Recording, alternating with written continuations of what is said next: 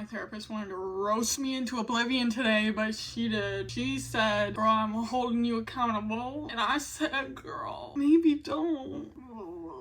Sometimes your therapist just tells you like everything you want to hear, and then sometimes they really tell it to you. If you feel like sharing anything that your therapist yelled at you about, this is a safe place, and it might make some of us feel better about ourselves. Why are we going through it today? Can I be done mentally, please?